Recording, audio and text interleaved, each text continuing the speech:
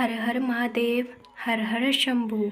सभी शिव भक्तों को सावन की बहुत ढेर ढेर शुभकामनाएं। और आप सभी शिव भक्तों को और महादेव को मेरा नमन है आप सबके चरणों में।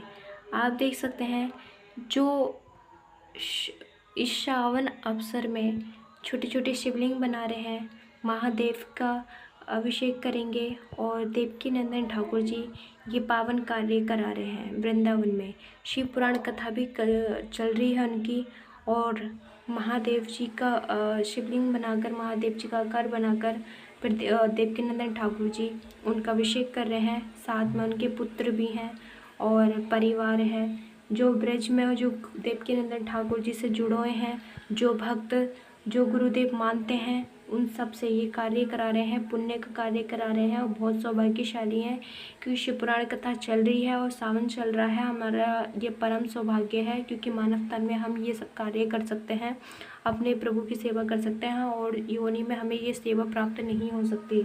तो हमारा इंसान तन जो है बहुत ज़्यादा कीमती है, बहुत सौभाग्य से मिलता है। 84 लाख योनि के बाद हमें ये मानव तन की योनि प्राप्त होती है। तो इस मानव तन की वैल्यू को समझें और अपने परमात्मा को देने वाले को कभी ना भूलें, और परमात्मा को हमेशा ज़िंदगी में याद कर रखें। और महादेव को, हमारे तो भोले बाबा इतने भोले हैं कि उनके बारे में मैं क्या ही कृपा का वर्णन करूं, इतनी क्षमता नहीं है। लेकिन दिल से बहुत बहुत महादेव जी को बहुत प्रेम देते हैं। और अब बात करते हैं अनिरुद्धाचार्य गुरुदेव की। ये भी वृंदावन के रहने वाले हैं। अगर देवकी नंदन ठाकुर जी को अनिरुद्धाचार्य को देखो, सेम सेम भाई भाई लगते हैं, क्योंकि भाई तो नहीं है लेकिन ये कार्य बहुत महान करते हैं दोनों। और इनका लक्ष्य भी है कि हमारे सनातन धर्म को जगाना, सनातन धर्म का नाम रोशन करना, अपनी संस्कृति को आगे ले जाना। देख सकते हैं सब बच्चों को अपनी संस्कृति पढ़ाई पढ़ा रहे हैं। जो सब बच्चे धोती कुर्ता पहन के, शिखा रख के, मस्तक पे चंदा लगा के संस्कृत गुरुकुल पढ़ रहे हैं। बहुत अभी 25 बच्चे हैं गुरुकुल आश्रम में। ठाकुर की कृपा से अभी संख्या बढ़ती जा रही है और ऑनलाइन पढ़ाई भी चल रही है।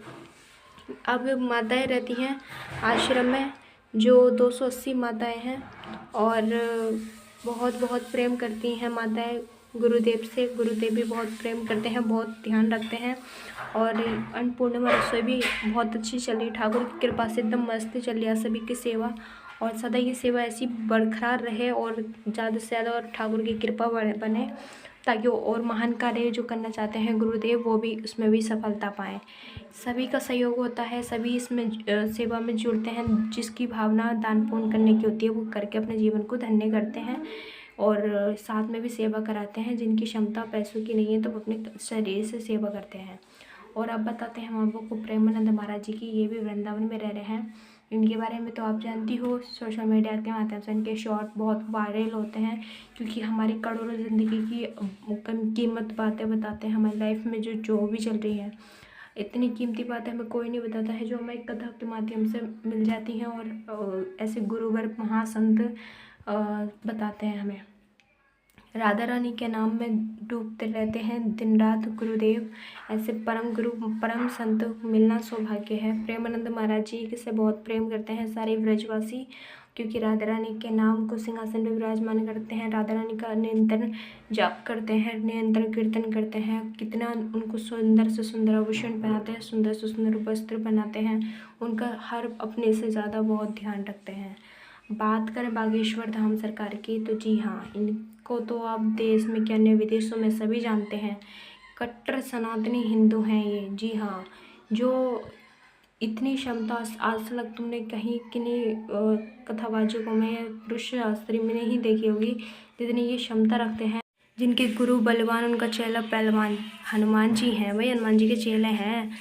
तो ये किसी से नहीं डरते। ये तो यहाँ तक कि मोम मंदिरों के बीच में भी रह कर अपनी कथा कर चुके हैं, और मोम मंदिरों के इसमें भी झंडा गाड़ चुके हैं, सनातन धर्म की ध्वजा लहरा चुके हैं।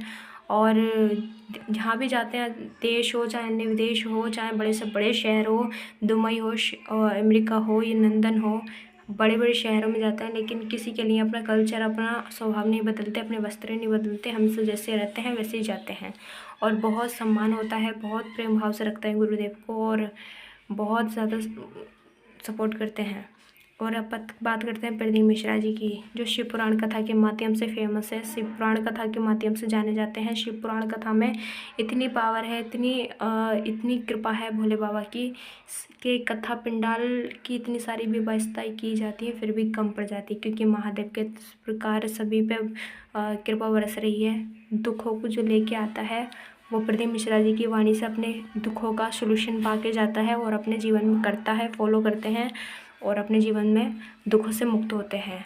प्रदीप मिश्रा जी जो बोल देते हैं, व्रत बता देते हैं महादेव पे विश्वास कर तो वही भक्त करते हैं। तो अगर ये वीडियो अच्छी लगी हो और अगर रोज़ चाहिए आपको तो चैनल सब्सक्राइब कर लें, प्यारे प्यारे कमेंट